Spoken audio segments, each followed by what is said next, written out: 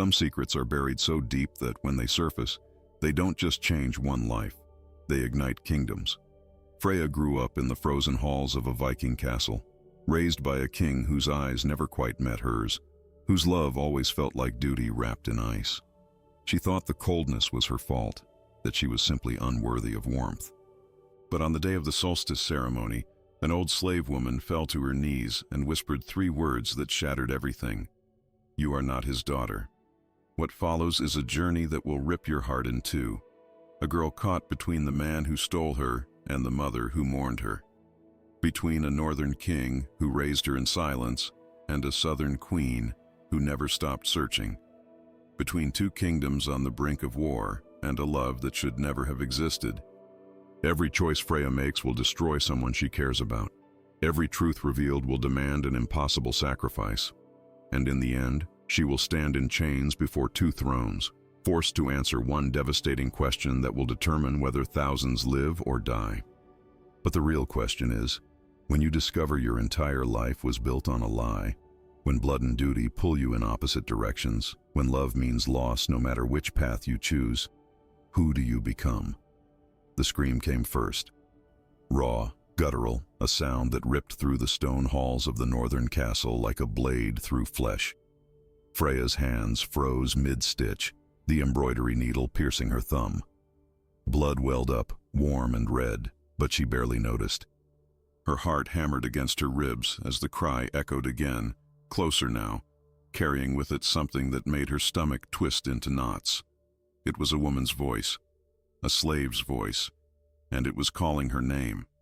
The solstice ceremony had begun an hour earlier, filling the great hall with the scent of burning pine and roasted meat. Freya had positioned herself in the shadows as always, her fingers working mechanically on the cloth while her mind drifted elsewhere. She had never belonged here, not truly. While her supposed brothers sparred with wooden swords and boasted of future conquests, she had taught herself to read by candlelight, tracing old runes until her eyes burned. While her father's warriors drank and sang of blood-soaked victories, she slipped away to the cliffs, watching the gray sea stretch endlessly toward horizons she would never reach. King Eric had raised her, fed her, clothed her in fine wool, but his eyes had never truly seen her. There was always something cold in his gaze, something that made her feel like a debt unpaid, a mistake tolerated but never embraced.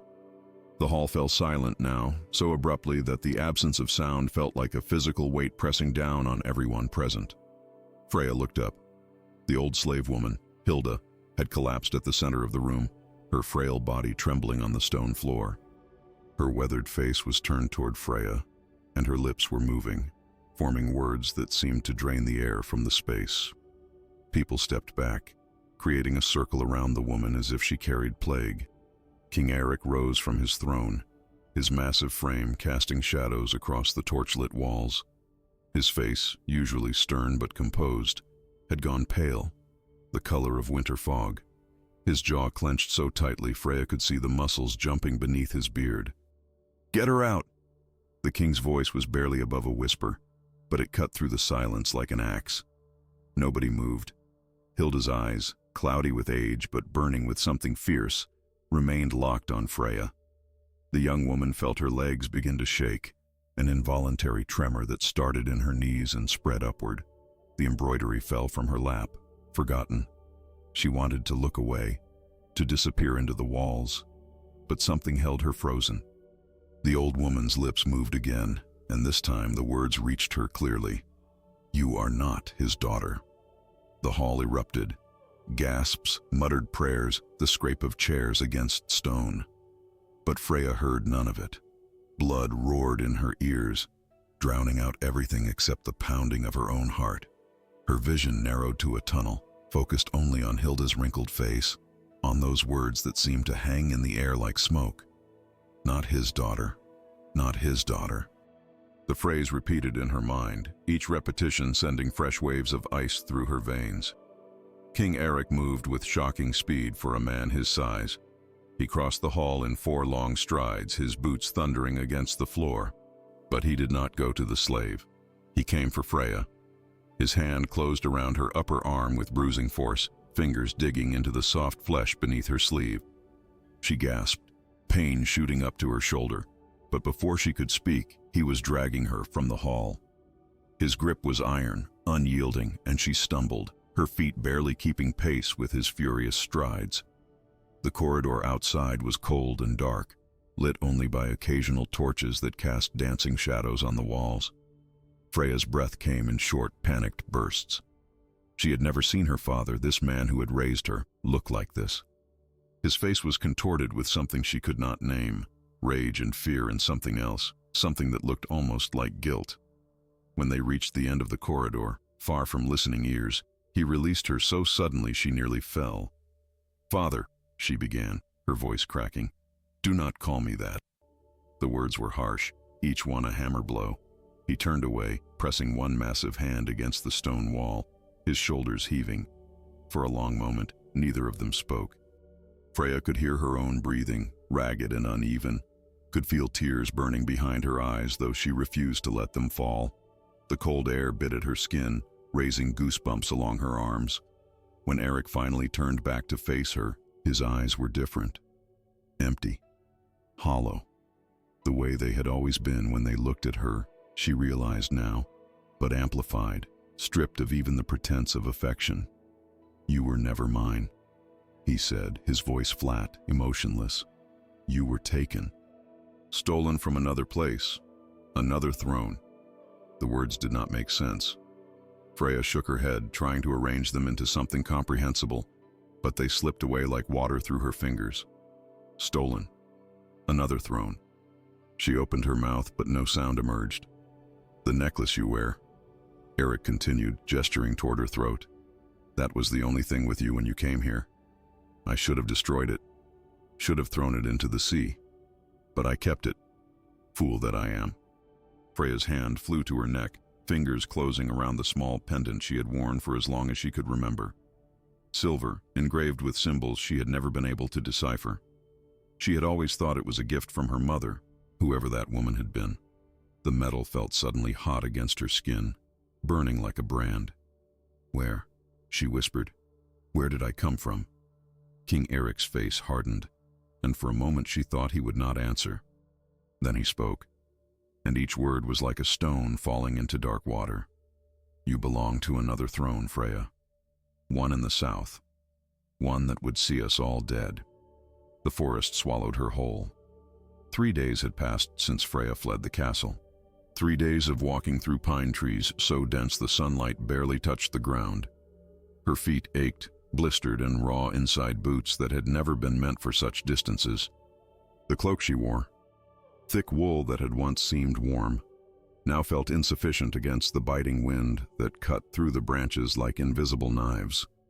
But none of that mattered. Nothing mattered except the truth that burned in her chest like hot coals, refusing to cool, refusing to let her rest. She pressed her fingers against the pendant at her throat, feeling the raised symbols beneath her touch. In the gray light of dawn, she had studied it for the 100th time, tracing each curve and line, searching for meaning in metal that remained stubbornly silent. Who had placed this around her neck as an infant? Whose hands had chosen these symbols? The questions circled in her mind like ravens, dark and relentless, picking at the edges of her sanity. A sound broke through her thoughts, wheels creaking, horses snorting, the low murmur of voices. Freya dropped behind a fallen log, her heart suddenly pounding so hard she could feel it in her temples. Through the gaps in the bark, she watched as a caravan emerged from the mist, 6 wagons pulled by sturdy horses, their sides painted with faded merchant marks. Men walked alongside them, their faces weathered and cautious, eyes scanning the forest with the wariness of those who had survived by being careful. She should have stayed hidden, should have waited for them to pass.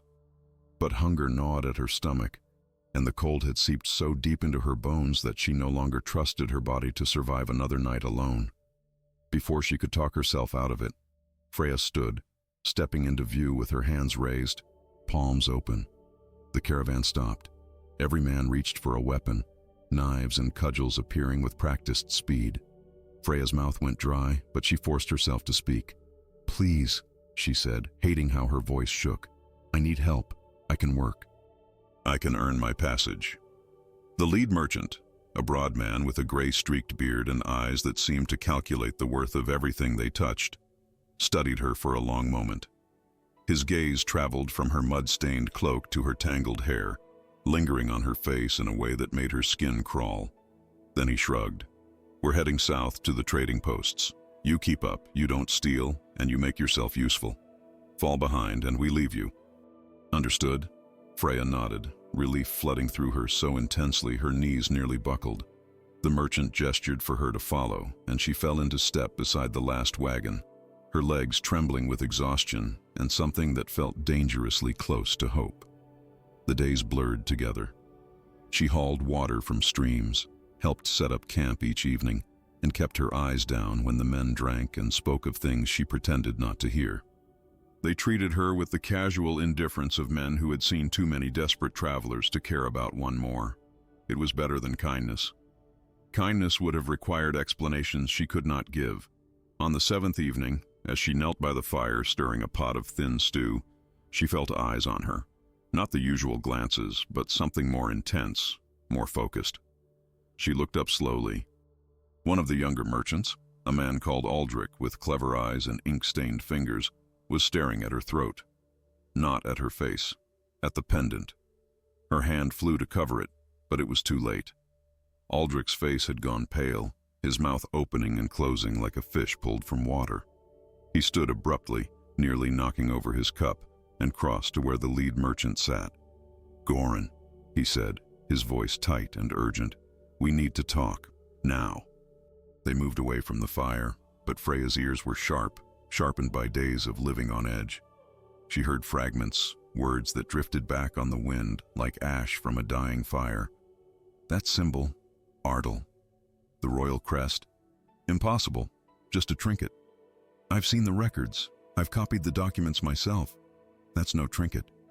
Freya's hands began to shake so violently the ladle slipped from her grip, clattering against the pot. Ardal, the southern kingdom. The enemy of the north for generations, the land of stone cities and ancient bloodlines. The place King Eric had spoken of with such venom in his voice. Goran returned to the fire, his expression unreadable. He sat down across from her, and this time when he looked at her, it was different. There was calculation there, yes, but also something like fear. "Where did you get that necklace?" His voice was quiet, almost gentle, which somehow made it more terrifying. "It was my mother's." The lie came automatically, though her voice cracked on the words. "Your mother?" Goran nodded slowly. "And who was your mother, girl?" "I don't know. She died when I was born." "Convenient." He leaned forward, firelight catching in his eyes, turning them amber. "Let me tell you a story. 20 years ago there was a raid. Vikings swept down on the coastal villages of Ardal like wolves on sheep. They took gold, food, weapons, and they took something else, someone else." He paused, letting the words sink in like stones into deep water. The Queen of Ardal had just given birth. A daughter. In the chaos of the attack, the child vanished. Some say she was killed. Others say she was taken north, raised as a prize, a secret weapon for future negotiations. Freya could not breathe. The air had turned solid, pressing against her chest, filling her lungs with lead. The fire blurred before her eyes, the flames dancing and twisting into shapes that made no sense. "The kingdom searched for years," Goran continued, relentless. "But the child was never found. And eventually people stopped looking. They assumed she was dead. Better to mourn a martyr than hope for a ghost." He stood, brushing dirt from his trousers. If someone were to return to Ardal wearing the royal crest, it would cause quite a stir. Wars have been started for less. He walked away, leaving Freya alone by the fire, her mind spinning so fast she thought she might be sick. The stew bubbled and hissed, forgotten. Around her the forest pressed close, full of sounds that suddenly seemed hostile, threatening. Every shadow held danger. Every snapping twig was a footstep coming closer. That night, as the camp slept and the fire burned low, she heard singing. Faint and distant, carried on the wind from somewhere ahead. A tavern, perhaps, or an inn near the port they were approaching. The melody was haunting, sad, the kind of song that spoke of loss and longing. She could not make out the words, but something about it pulled at her, tugging at memories she did not have, at a past she had never lived. Unable to sleep, Freya rose and walked to the edge of camp, following the sound. Through the trees, she could see lights flickering, warm and inviting against the cold darkness. The song grew clearer, and now she could hear the words, sung in a language she should not understand but somehow did. Lost daughter of the southern throne, stolen by the northern storm. Silver cradle, silver stone, mark the child not yet born. When the pendant finds its home, 2 kingdoms shall no more roam. The blood drained from Freya's face. Her fingers closed around the pendant, metal biting into her palm. The singer was describing her, describing this. And if these merchants knew, if a random bard in a tavern knew, then others would know too. The secret she had thought buried was actually common knowledge, whispered in songs and stories, waiting for someone to piece the truth together. She was not just a stolen child, she was a weapon, a spark that could ignite a war that would consume everything. Ardal rose from the morning mist like something out of a fever dream. Freya stood at the crest of the hill, her breath catching in her throat as the city sprawled before her, impossibly vast, impossibly beautiful. Stone buildings climbed toward the sky in elegant towers, their surfaces catching the early light and throwing it back in shades of gold and amber. Market squares bustled with color, vibrant fabrics hanging from stalls like captured rainbows. The scent of baking bread drifted on the breeze, mingling with something floral, something clean that made her northern clothes feel suddenly filthy, crude, wrong. The merchants had left her at the gates with barely a word, eager to distance themselves from whatever trouble she might bring. Goran had pressed 3 copper coins into her palm, a pittance, and told her to disappear.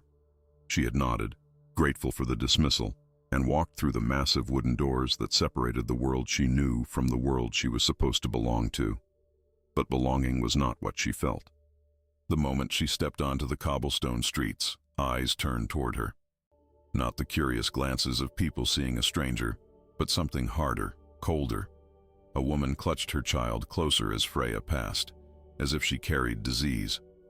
2 men stopped their conversation to stare, their lips curling into expressions of disgust barely concealed. She heard the word whispered like a curse, barbarian. Her fingers tightened around the fabric of her cloak, pulling it closer, trying to hide the northern weave, the rough wool that marked her as foreign. Every step felt wrong, too heavy, too loud against the smooth stones. In the north, she had walked on dirt and grass, on surfaces that gave beneath her feet. Here, everything was hard, unyielding, permanent. The buildings did not sway in the wind, the streets did not smell of salt and pine. Even the air felt different, thicker, weighted with centuries of history she could never understand. A merchant bumped into her shoulder, hard enough to make her stumble. He did not apologize, did not even look back, just continued on his way as if she were invisible, worthless. Freya's cheeks burned with shame and anger, emotions that twisted together so tightly she could not separate them. She wanted to scream at him, to demand respect. But what right did she have? She was nothing here. Less than nothing. A pretender wearing a stolen necklace, playing at being someone she could never truly be. The palace loomed ahead, impossible to miss, its white stone walls rising like cliffs above the city. Freya had walked for hours, following the main road, knowing that if she wanted answers, if she wanted to see the woman who might be her mother, she would have to get inside those walls. But how? She had no money beyond the 3 coins, no connections, no story that would not immediately mark her as the very thing she was trying to hide. Desperation sharpened her mind. She watched the palace gates, studying the flow of people in and out. Servants mostly, carrying baskets of food, bundles of linens, crates of wine. They wore simple clothes, gray and brown, forgettable. No one looked at them twice. Invisible labor, the foundation upon which kingdoms rested. By evening, Freya had sold her cloak to a pawn merchant for less than it was worth, and used the coins to buy a servant's dress, plain and rough. She hid the pendant beneath the fabric, feeling its weight against her skin like a secret heart, beating in rhythm with her own.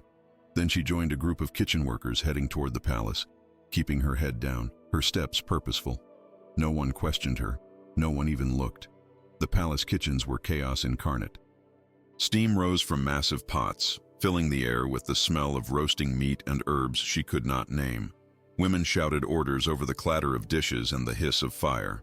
Freya slipped into the workflow, finding tasks no one else wanted, scrubbing pots until her hands were raw, hauling water from the well until her shoulders screamed.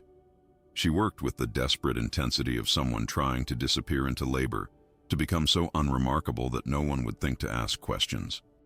It was 3 days before she saw her. The Queen. Freya had been carrying a basket of vegetables through the gardens, following another servant toward the greenhouse, when she heard voices ahead. She froze, pressing herself against a hedge, peering through the leaves. 2 women stood in a small courtyard, speaking in low tones. One was clearly a lady-in-waiting, her dress fine but not ostentatious. The other wore simpler clothes, but there was something in the way she carried herself, a quiet dignity that made Freya's heart stutter in her chest. Queen Alara was smaller than Freya had imagined, delicate in a way that seemed almost fragile. Her hair, dark brown threaded with silver, was pulled back simply, without the elaborate styling Freya had expected.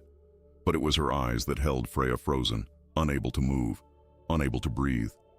They were the exact shade of gray-blue that Freya saw every time she looked in water, in polished metal, in anything reflective enough to show her own face staring back. The Queen's expression was gentle as she spoke to her companion, but underneath it, Freya could see something else. A sadness so deep it seemed to have carved grooves into her features, aging her beyond her years. She touched the flowers growing along the wall with careful fingers, as if afraid they might shatter, and when she smiled at something the other woman said, it did not quite reach her eyes. Freya's chest tightened, pressure building behind her ribs until she thought they might crack. This woman, this stranger, felt more familiar than anyone she had ever known. Not in memory, but in something deeper, something cellular, as if their bodies recognized each other even when their minds could not. A crash shattered the moment. Freya spun toward the sound, seeing smoke billowing from the greenhouse at the far end of the garden. Flames licked at the wooden frames, spreading with terrifying speed. The lady-in-waiting screamed, and suddenly people were running, shouting, chaos erupting like a storm breaking over calm water.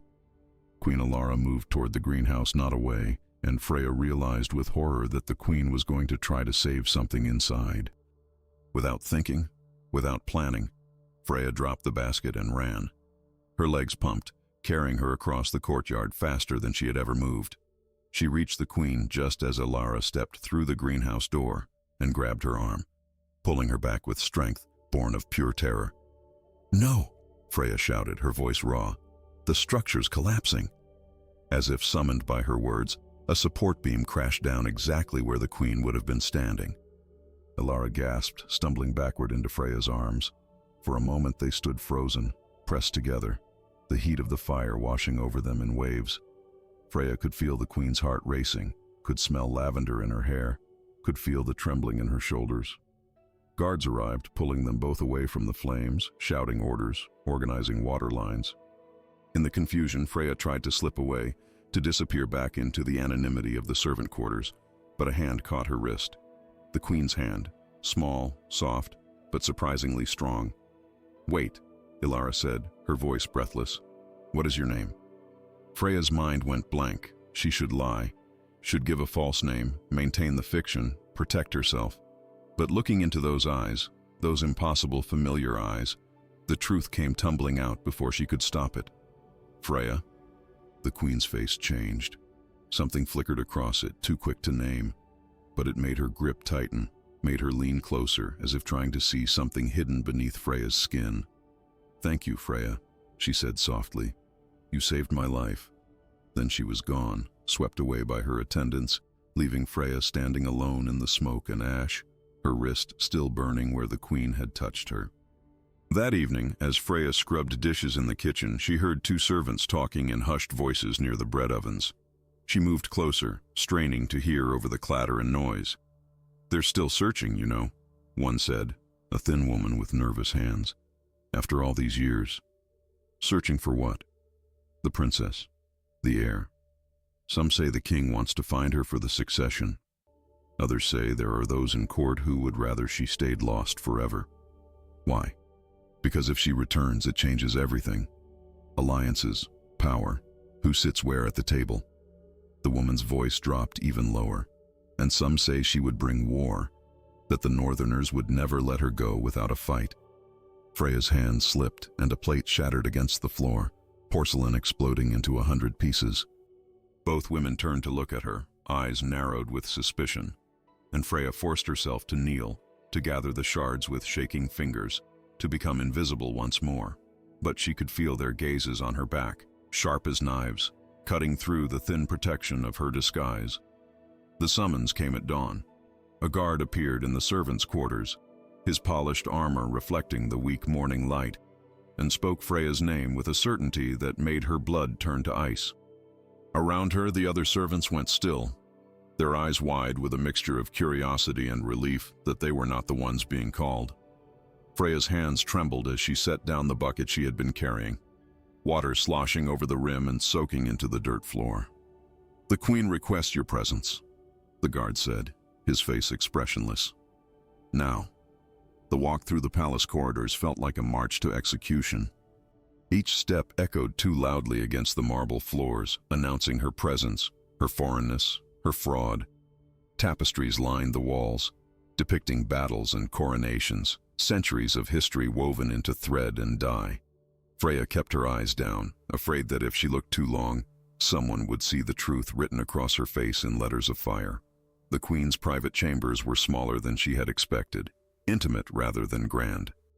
Soft light filtered through tall windows, illuminating furniture carved from dark wood and cushions embroidered with flowers, so detailed they seemed alive. The air smelled of roses and old paper, a combination that made Freya's throat tighten with an emotion she could not name. Queen Alara stood by the window, her back to the door, shoulders held with a tension that spoke of sleepless nights and heavy burdens. She did not turn when Freya entered, did not acknowledge the guard who bowed and retreated, closing the door with a soft click that sounded like a cell locking. "Come closer," the queen said, her voice barely above a whisper.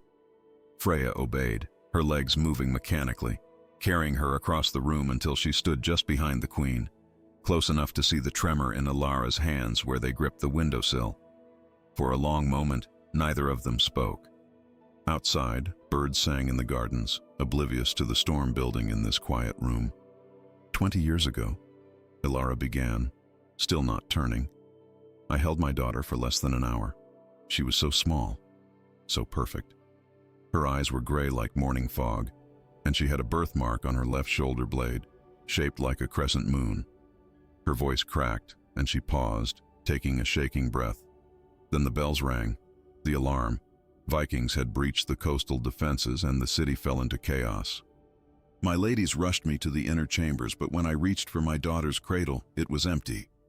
Freya's heart hammered so violently she thought it might break through her ribs. Her left shoulder blade burned as if the queen's words had conjured heat from the birthmark hidden beneath her dress. The mark she had never thought to question because it had always been there. Part of her skin like her eyes, like her hands. They said she was dead, Alara continued. And now there were tears in her voice, thick and barely controlled.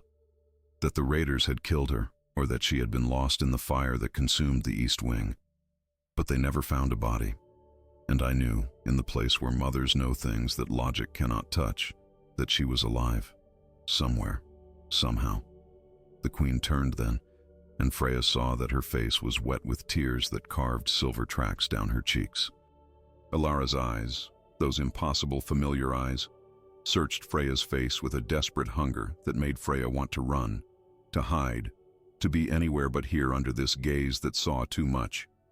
"When you grabbed my arm during the fire," Alara said, her voice trembling, "I felt something, a recognition that went deeper than gratitude, deeper than relief, and last night I could not sleep. I kept seeing your face, your eyes, the way you moved." She stepped closer, close enough that Freya could see the fine lines around her eyes, the gray threading through her hair. "Tell me I am mad. Tell me I am seeing ghosts in every young woman's face because I cannot let go of what I lost." Freya opened her mouth, but no sound came out. Her mind screamed at her to lie, to protect herself, to maintain the fiction that would keep her safe. But her hand, moving of its own accord, reached up and pulled the pendant from beneath her dress. The silver caught the light, throwing patterns across the walls like trapped stars. Ilara's gasp was a physical thing, sharp and wounded. Her hand flew to her mouth, and she staggered backward as if struck. "Where did you get that?" The words were barely coherent, choked with emotion so raw it hurt to hear. "It was with me," Freya whispered, her own voice breaking. "When I was a baby, the only thing I had. The man who raised me kept it, said it was all that came with me when I arrived in the north." The truth poured out of her like blood from a wound, unstoppable now that it had begun.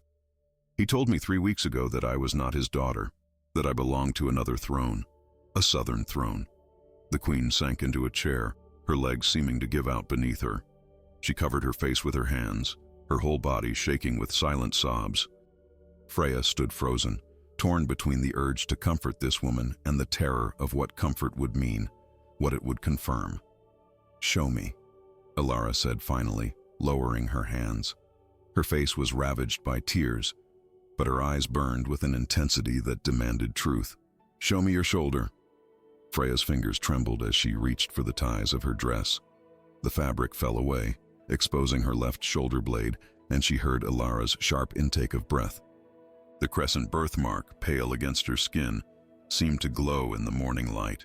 "My daughter," Ilara breathed, and the word shattered something in Freya's chest, breaking open a dam she had not known existed. "My baby, my lost girl." The queen rose and crossed the space between them in 2 quick steps, pulling Freya into her arms with a fierceness that stole breath. Freya stood rigid at first, overwhelmed, drowning in the scent of roses and the warmth of embrace. But then something inside her crumbled. Her arms came up, wrapping around Ilara, and she buried her face in the queen's shoulder as sobs tore through her, violent and cleansing. They stood like that for minutes that felt like hours, 2 women holding on to each other as if they could make up for 20 years of separation through the strength of their grip. When they finally pulled apart, both their faces were wet, both their eyes red and swollen. "We have to be careful," Ilara said, her voice steadier now, but still thick with emotion. She cupped Freya's face in her hands, studying every feature as if memorizing it.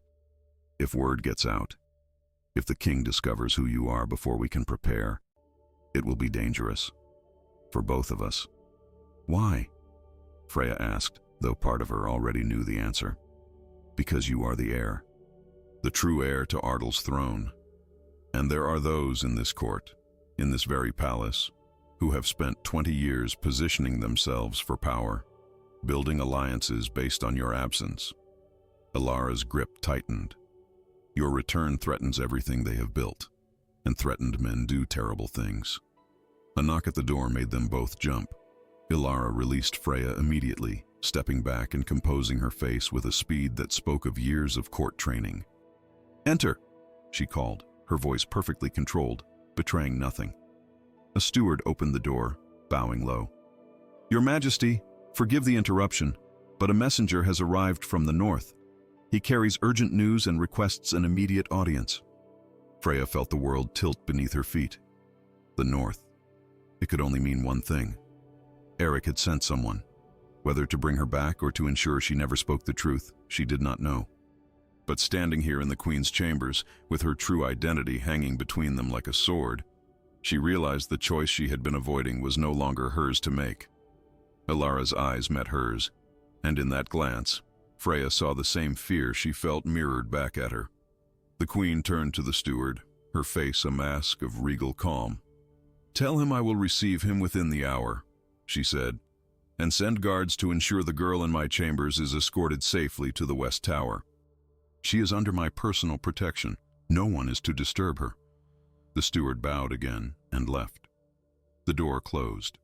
In the sudden silence, Freya and Ilara stared at each other, both understanding that everything was about to change, that the fragile moment of reunion they had stolen was already ending. "Whatever he says," Ilara whispered urgently, gripping Freya's hands. "Whatever he offers or threatens, do not reveal yourself. Not yet. Promise me." Freya nodded, though doubt gnawed at her insides like hungry rats. She thought of Eric, the man who had raised her, fed her, taught her to read. He had been cold, yes, distant, but he had kept her alive for 20 years when he could have killed her. Did she owe him silence? Or did she owe the truth to this woman whose arms had felt like coming home? As guards led her from the chamber, Freya's hand closed around the pendant, and she realized with a clarity that felt like ice water in her veins that she was no longer just a stolen child trying to survive. She was a piece on a board where kings and queens moved nations like pawns, and every choice she made from this moment forward would ripple outward, touching lives she would never see, destroying futures she could not imagine. The West Tower was a cage dressed in silk.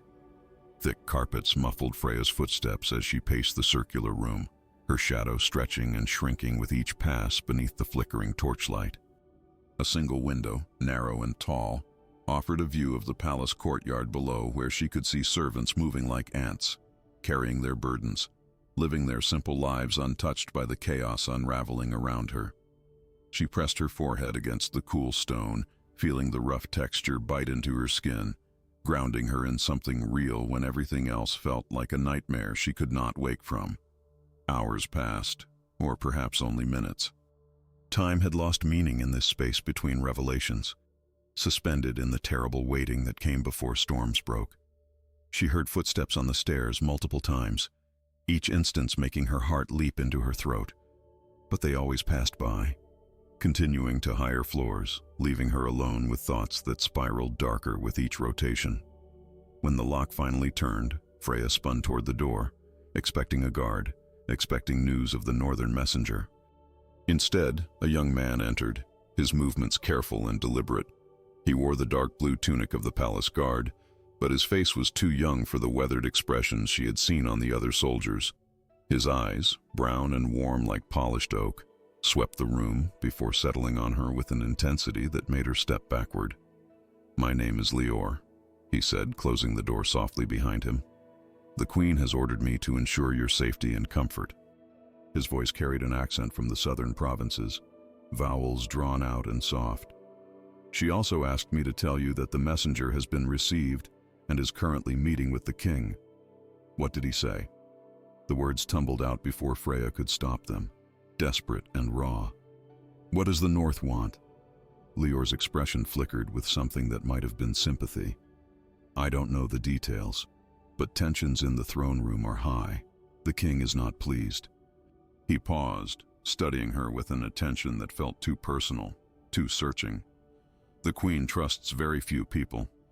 That she has placed you under my protection means she sees something significant in you.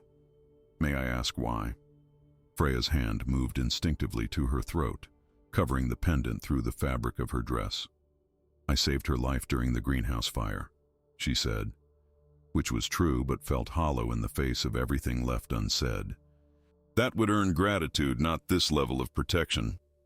Leor moved closer, not threatening but curious, like someone trying to solve a puzzle. "You're not just a servant, are you?" "What I am doesn't matter," Freya said, turning back to the window, unable to hold his gaze. "I'm a problem that needs to be hidden until someone decides what to do with me." She heard him cross the room, felt his presence beside her at the window. They stood in silence for a moment, both looking down at the courtyard, where the evening shadows were beginning to stretch long and dark. "My father was killed in a border skirmish with northern raiders when I was 12 years old," Leor said quietly, his voice carrying a weight that spoke of old wounds never fully healed. "I was taught to hate them, to see them as monsters who took pleasure in violence. But when I joined the palace guard, I met a man, a prisoner from the north, who spoke about his family with such tenderness it made me question everything I had been told." He glanced at her, his expression unguarded. "Sometimes the stories we're told about our enemies are just that, stories." Freya's throat tightened.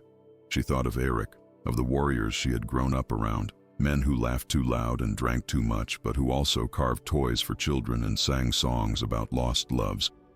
They were not monsters, but they had stolen her, raised her as something she was not, kept her from the truth for 20 years. How could both things be real simultaneously? "I should hate them," she whispered, more to herself than to him, "for what they took from me." But the man who raised me, even though he was cold, even though he kept secrets, he kept me alive. He could have killed me, but he didn't. Leor turned to face her fully, and she felt the weight of his attention like heat from a flame. "You're from the north," he said, not a question, but a realization. "That's why you're here. That's why this matters." Before she could respond, shouts erupted from the courtyard below. Both of them leaned toward the window, watching as guards rushed toward the main gates. A commotion, violent and sudden, drew more soldiers like moths to fire. Freya's stomach clenched as she recognized the northern messenger being dragged across the stones, his face bloodied, his body limp between two guards. "They're arresting him," Leor breathed, his hand moving to the sword at his hip. "This is bad.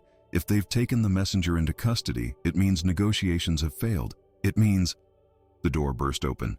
3 guards filled the entrance, their faces grim, hands on weapons. The leader, a scarred man with dead eyes, pointed at Freya. "The king wants her, now." Leor stepped in front of her, his body becoming a shield. The queen gave explicit orders that she was not to be disturbed. "The king's orders supersede the queen's," the scarred guard said, his voice flat and final. "Move aside, or you'll be arrested for insubordination." Freya felt Leor's body tense, saw his hand tighten on his sword hilt, and knew with terrible certainty that he was about to do something reckless. She placed her hand on his arm, feeling the muscles coiled tight beneath the fabric, ready to spring. "Don't," she said softly. "It's not worth your life."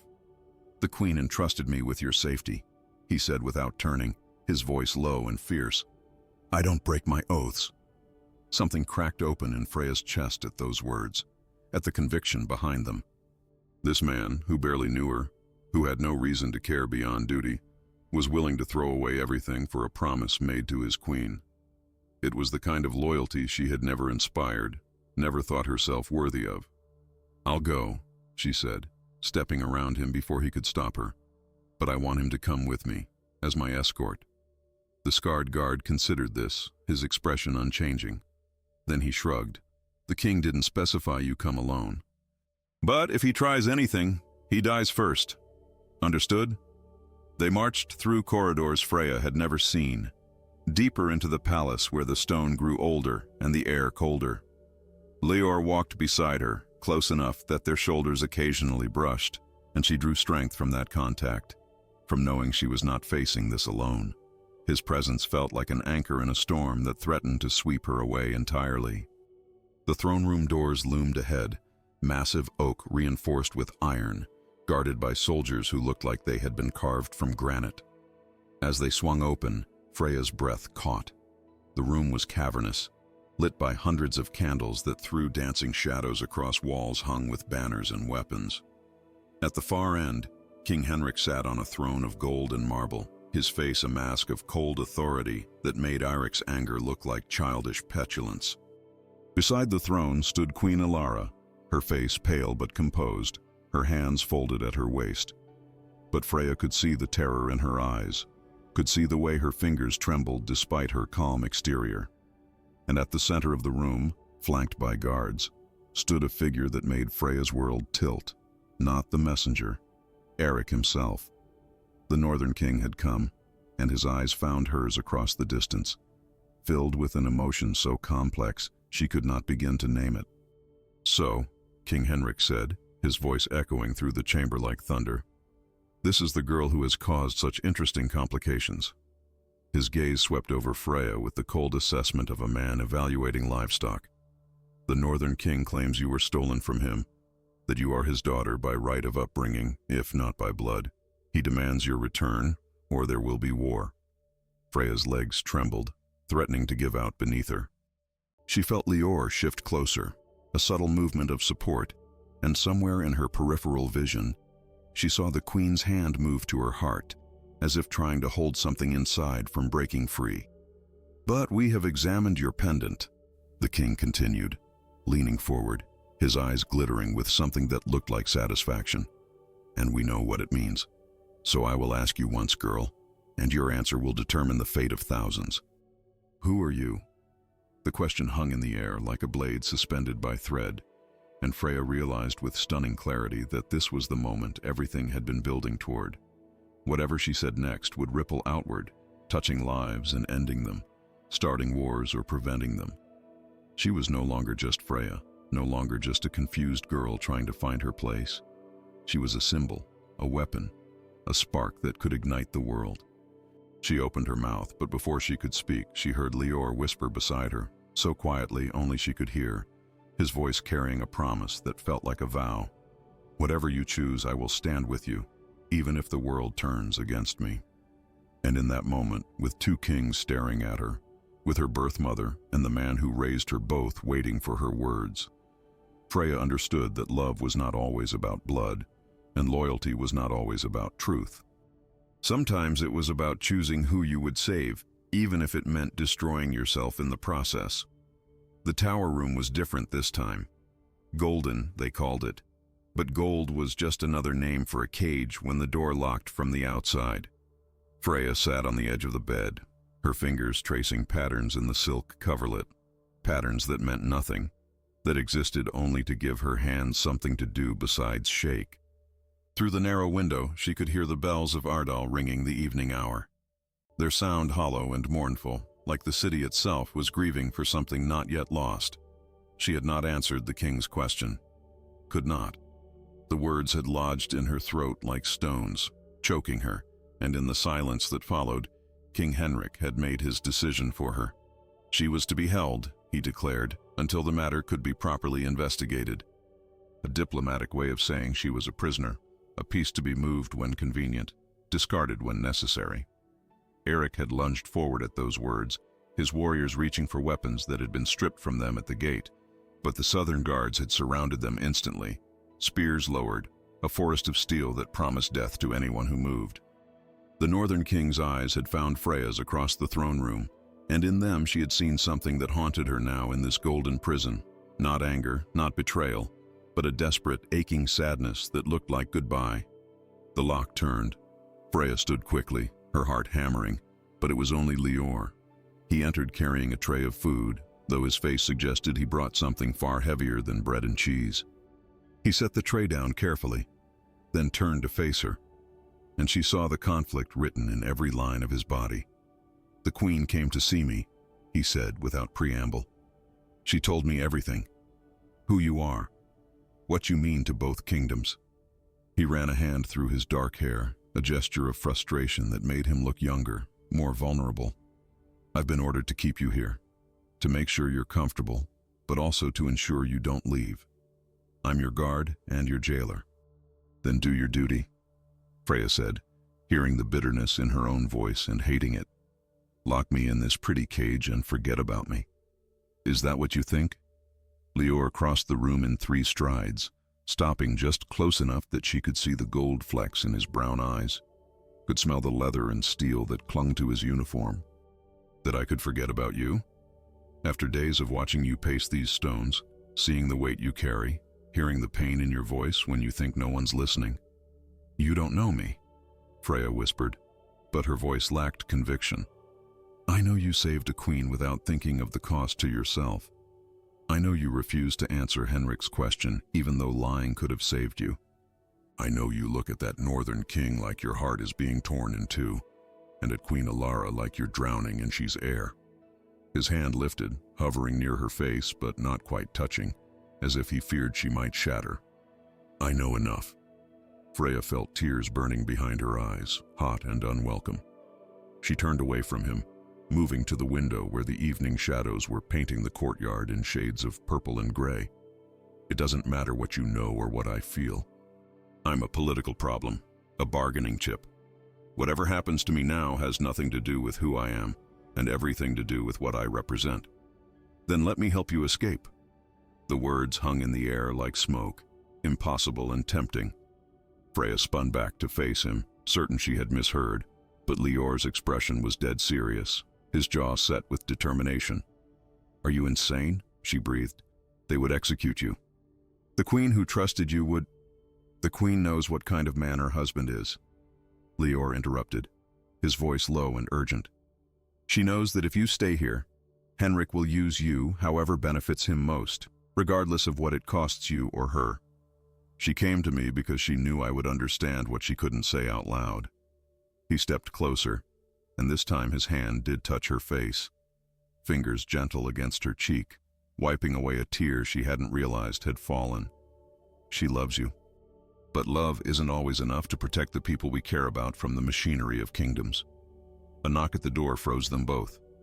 Lior's hand dropped immediately, and he moved to answer it, his body language shifting back into the role of dutiful guard. A servant entered with fresh linens, her eyes downcast, her movements efficient. She deposited the linens on a chair and left without speaking, but something about her presence felt wrong, calculated, like she had been sent to observe rather than serve. When the door closed again, Lior waited a full minute before speaking, his voice barely above a whisper. "We have to be careful. Henrik has spies everywhere. If he suspects I'm anything other than loyal, we're both dead." The next 3 days passed like a fever dream. Lior came and went, always professional when others were present, but in the stolen moments when they were alone, he spoke of plans, of routes through the palace that guards rarely patrolled, of contacts in the city who owed him favors.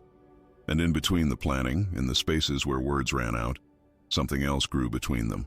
Something that felt like hope wrapped in terror, like joy threaded with inevitable loss. He brought her books from the palace library, and they read together by candlelight, their shoulders touching, his voice soft as he translated passages she struggled with. He told her about his childhood in the southern provinces, about losing his father, about the anger that had driven him to become a soldier. And she told him about the northern fjords, about feeling like a stranger in her own skin, about the moment she learned her entire life had been built on a foundation of lies. "I don't know how to be both," she confessed one night, her head resting against his shoulder in a moment of weakness she would have never allowed herself before. "The North raised me, but the South is in my blood. How do I choose between the man who kept me alive and the mother who mourned me? How do I decide which throne I owe my loyalty to?" Lior's arm came around her, pulling her closer, and she let herself sink into the warmth of him, into the solid reality of someone who asked nothing from her except to exist. "Maybe you don't choose," he said quietly. "Maybe you forge something new, something that doesn't belong to either kingdom but to yourself." On the fourth night, Queen Alara came. She entered like a shadow, her face hidden beneath a hooded cloak, and when she pulled it back, Freya saw that she had been crying. The queen's eyes were red and swollen, her hands trembling as she reached for her daughter. "I don't have much time," Alara whispered, gathering Freya into her arms with a desperation that spoke of impending loss. "Henrik has made his decision. Tomorrow he will announce that you are to be married to a lord from the eastern provinces, a man loyal to him, someone who will ensure you never threaten his power, and Eirik will return north, empty-handed, and the fragile peace we've maintained will shatter." Freya felt the world tilt beneath her feet. Married, sold like property to secure a king's position. "No," she breathed, the word barely audible. "I won't. I'll refuse. You'll be forced," Alara said, her voice breaking. "Or they'll kill you and claim you died of illness. Henrik has done it before. He's done worse." She cupped Freya's face in her hands, memorizing every feature as tears streamed down her cheeks. "I found you only to lose you again, but at least this time I can give you a choice." She pressed something into Freya's palm, a key, small and iron, warm from being held against the queen's heart. "The east corridor, third door on the left. It leads to the old servants' passages, down to the kitchens, and from there to the trade gate. Lior knows the rest." Alara's voice dropped even lower, thick with grief. "Run, my daughter. Run and don't look back. Live the life you choose, not the one they would force upon you. Come with me," Freya pleaded, grasping her mother's hands. "We'll both run. I am the queen. My place is here, even in a cage." Alara smiled through her tears, an expression of such profound sadness it felt like a physical wound. "But knowing you're free, knowing you're alive and choosing your own path, that will be enough. It has to be enough." They held each other as the candles burned low, as the night deepened outside the tower walls, and when Alara finally pulled away, Freya felt like something essential was being torn from her chest. The queen moved to the door, pausing with her hand on the handle. "Your father, Eric, he came to see me privately," she said softly. "He told me that raising you was the only good thing he ever did, even if it was born from something terrible. He said to tell you that love isn't always about blood. Sometimes it's about choice." She opened the door, letting in the cool corridor air. "He's waiting at the north gate. He won't leave without trying one more time to see you."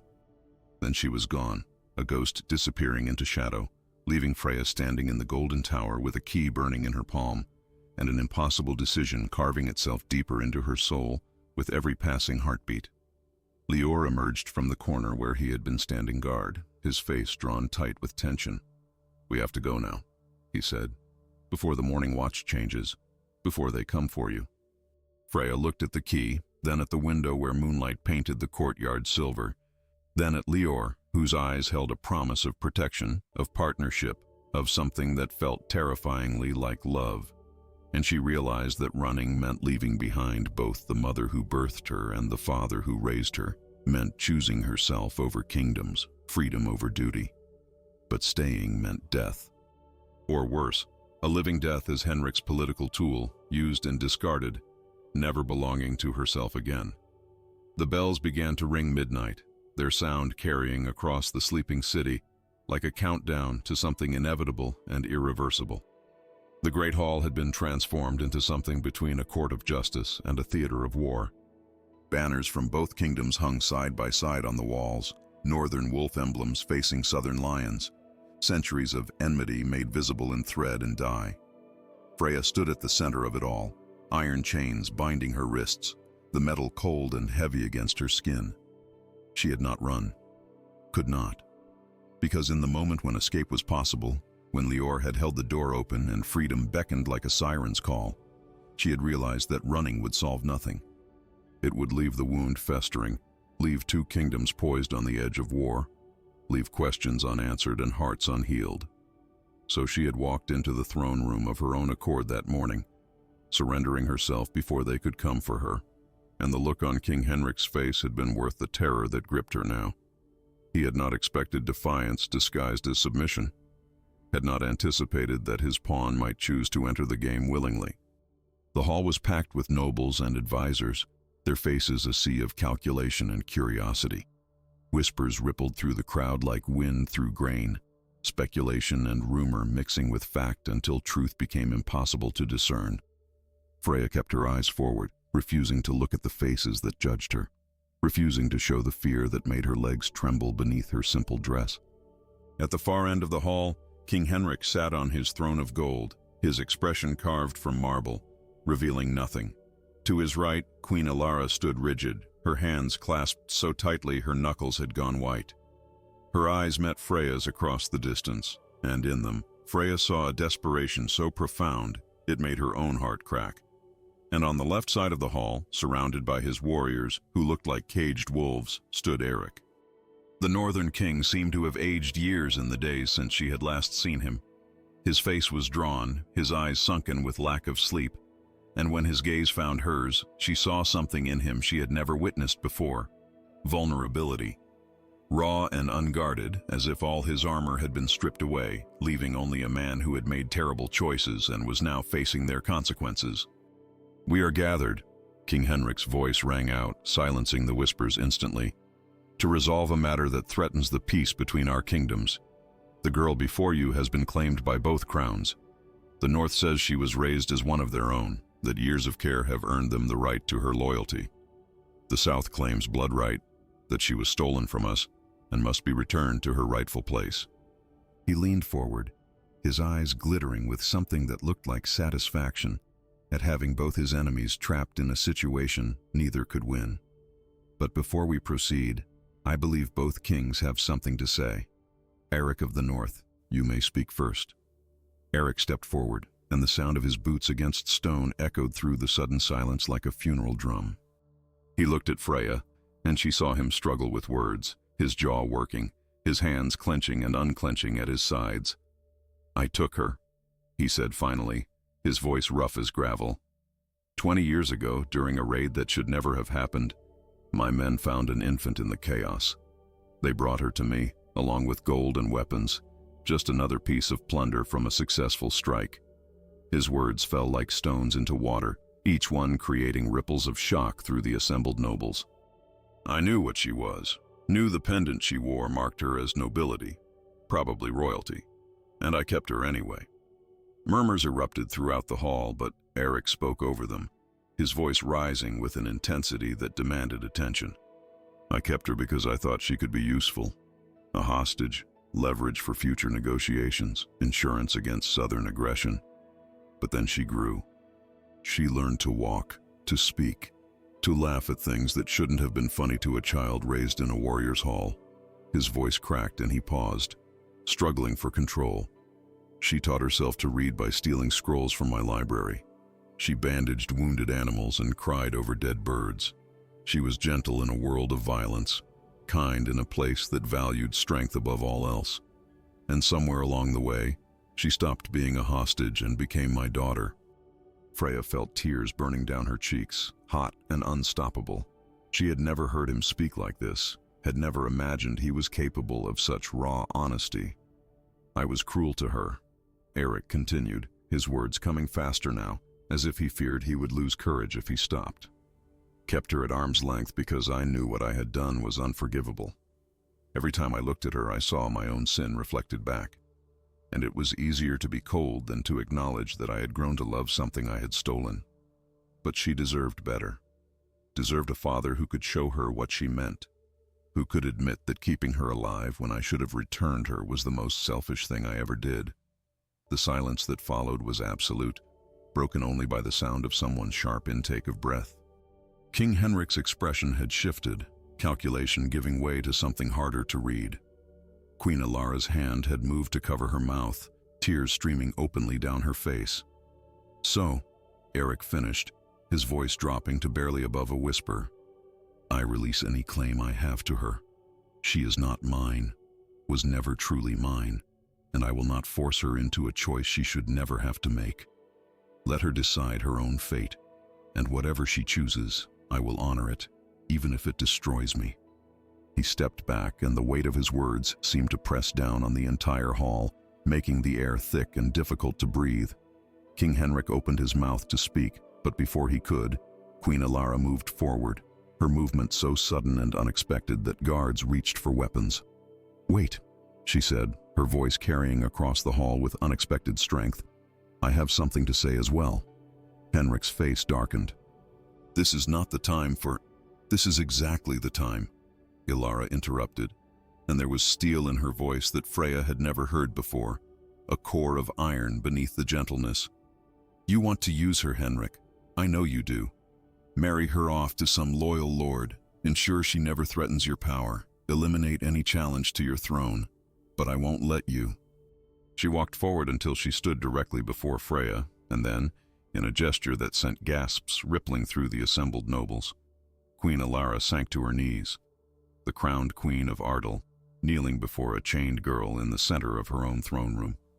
20 years ago, Alara said, her voice thick with emotion but clear, I held my daughter for less than an hour before she was taken from me.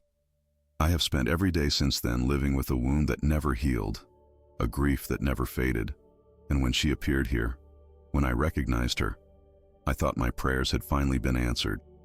She reached up, her hands closing over Freya's chained wrists, holding them gently. But I was wrong, because having her back is not enough if she is not free. If she is trapped here as a political pawn, used and manipulated, then I have not saved her. I have only put her in a different kind of prison. Alara turned her head, looking directly at her husband, and the accusation in her gaze made Henrik flinch. So I will say this before all these witnesses.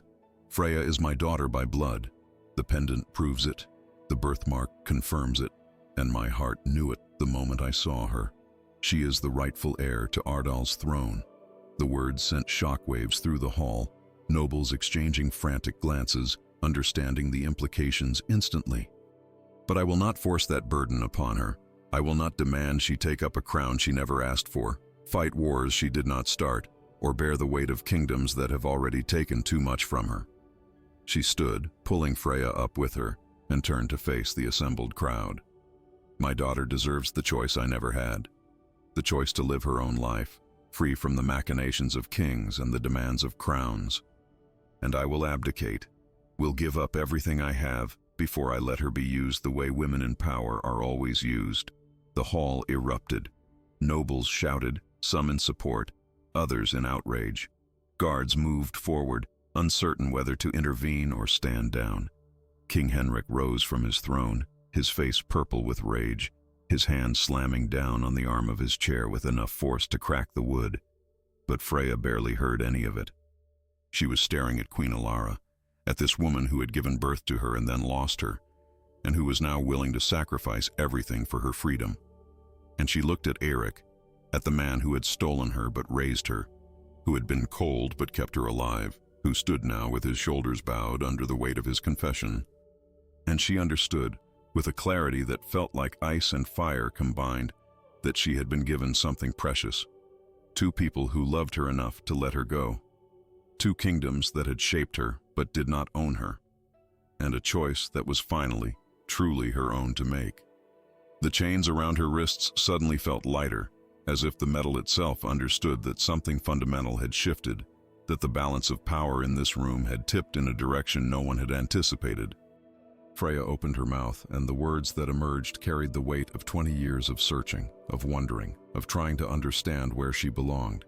The silence that followed was so complete that Freya could hear her own heartbeat, thundering against her ribs like a trapped bird fighting for freedom. Every eye in the great hall fixed upon her, waiting, demanding, hungry for the words that would determine the fate of kingdoms. The chains around her wrists felt suddenly symbolic, representing not just her physical captivity, but the expectations that had bound her from the moment her true identity was revealed. She looked to her left, where Eirik stood among his warriors, and saw in his weathered face every cold morning she had woken in the northern castle, every lesson learned in silence, every moment of distant care disguised as duty. He had stolen her childhood, yes, but he had also given her strength, taught her to survive in a world that valued power over gentleness. The North had shaped her spine, hardened her against storms both literal and metaphorical. Then she turned right, meeting Queen Alara's gaze, and felt the pull of blood, of connection that transcended memory. In her mother's eyes, she saw warmth she had craved her entire life, acceptance she had never known existed, love that asked nothing in return. The South represented everything she had been denied. Family, belonging, a place where she might finally fit without forcing herself into spaces too small for her soul. But as she stood there, suspended between two worlds that both claimed her and neither truly understood her, Freya realized something that made her breath catch. She was not half of two kingdoms. She was whole unto herself, the product of both, owned by neither, belonging only to the truth of her own existence. "I have listened," she began, her voice quiet but carrying across the hall with unexpected strength. "To kings and queens speak about what I represent, what I mean to their crowns, their alliances, their power. But no one has asked what I want, what I need, who I choose to be." She paused, feeling the weight of her words settling over the assembly like fresh snow. "So I will tell you." King Henrik started to interrupt, his face contorted with rage at being denied control of his own throne room. But Queen Alara held up her hand, silencing him with a gesture that spoke of authority he could not override.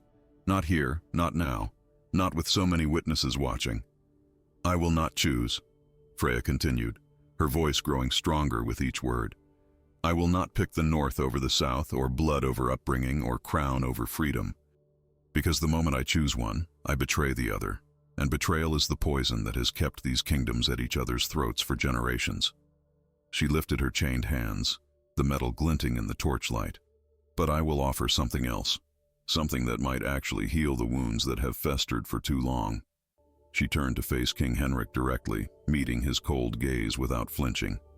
"You want me gone because I threaten your power. You see me as a challenge to your throne, evidence that your wife has a bloodline claim stronger than your political maneuvering, and your right to be afraid, because blood and legitimacy matter in kingdoms built on tradition." Her words cut through the hall like a blade, sharp and unforgiving. "But I don't want your throne. I don't want any throne. What I want is peace."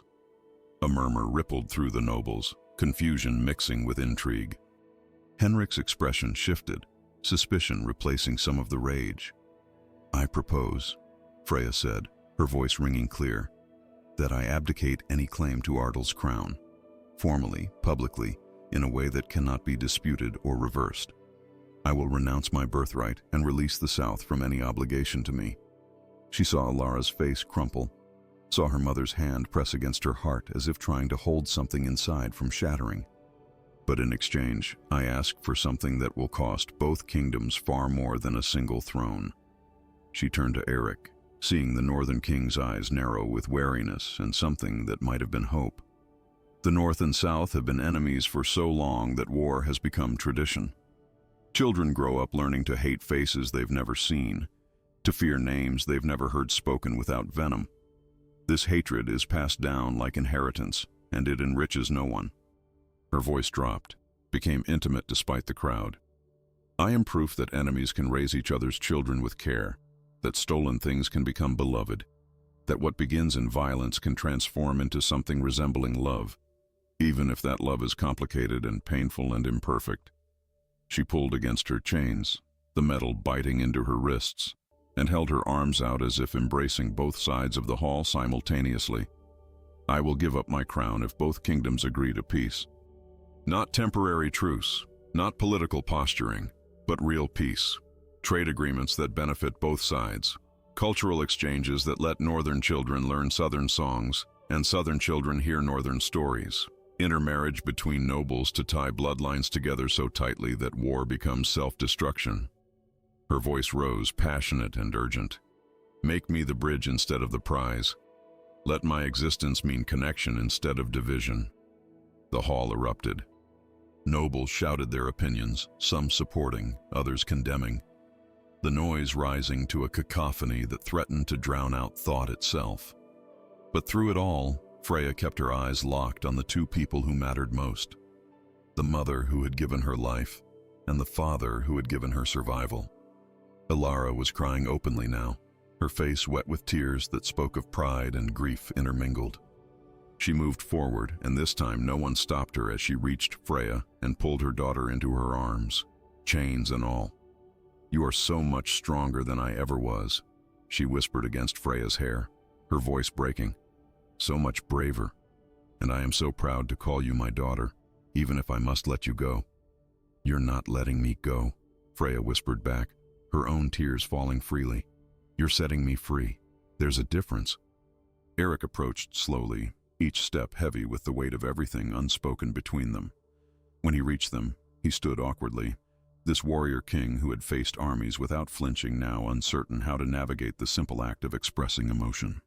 Finally, he extended his hand, placing it on Freya's shoulder with a gentleness that contradicted everything she knew about him. "I stole you," he said roughly, "but you have given back more than I took. If peace is what you ask for, then peace is what the North will offer, not for kingdoms or crowns, but because you deserve to live in a world where your existence doesn't trigger war." He turned to King Henrik, and the challenge in his gaze was unmistakable. "Will the South agree? Will you let one girl's courage shame you into being better than you are?" The Southern King's face was a storm of conflicting emotions. Freya could see him calculating, weighing political advantages against public pressure, measuring his desire for control against the risk of appearing weak before his court.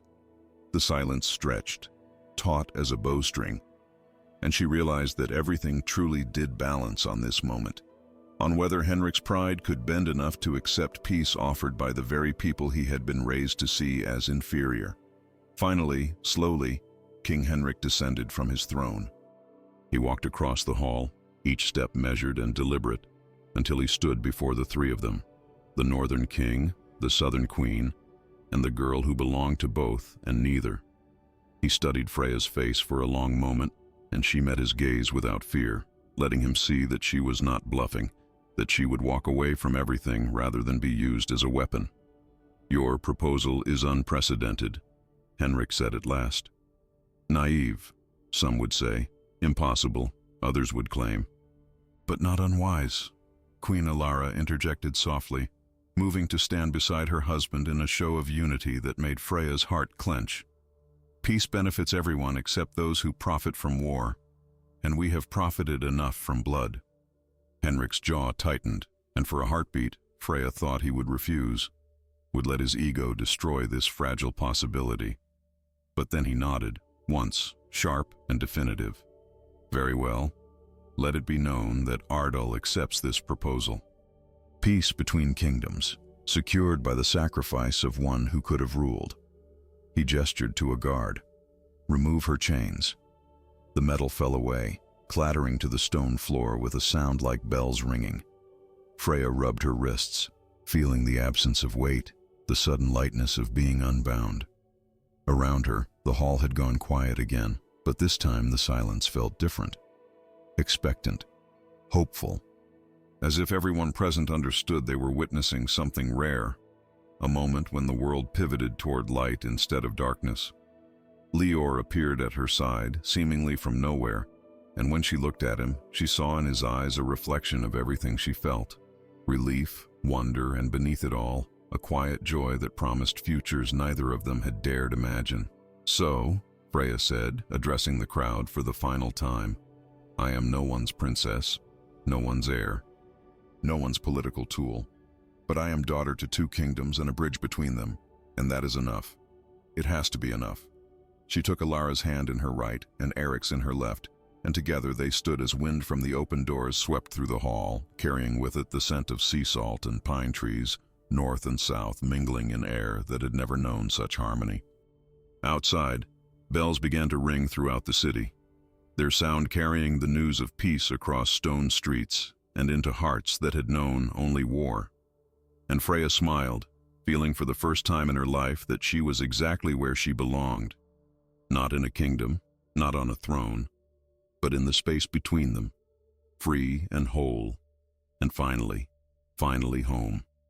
Freya's story forces us to confront an uncomfortable truth. Identity is not always about where we come from, but about who we choose to become. She could have chosen revenge against the man who stole her childhood. She could have embraced the crown that was her birthright and let kingdoms burn in the fire of her justified anger. Instead, she chose something far more difficult. She chose to be the bridge instead of the weapon. But here's the question that should haunt us. If you discovered your entire life was built on someone else's crime, if the person who raised you was also the one who stole you, could you find it in your heart to forgive? Could you sacrifice your own claim to power if it meant saving thousands of innocent lives caught between wars they never asked for? Sometimes the greatest act of courage is not claiming what's rightfully ours, but letting it go for the sake of something larger than ourselves. Freya understood that belonging doesn't require choosing sides. It requires creating space where multiple truths can coexist.